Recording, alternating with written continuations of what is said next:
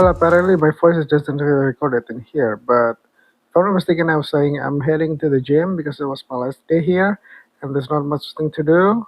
And see, the beautiful beaches behind me. And here we go, the gym close by to the hotel in Lombok in Senggigi.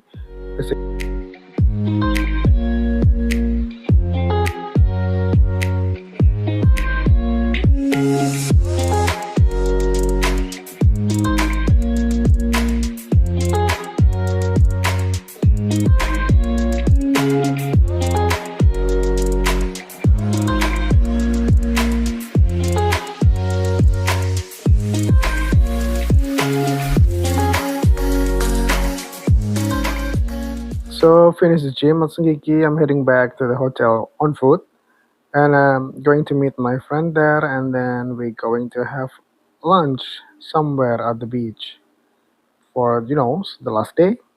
So just chill and relax before heading back to Jakarta.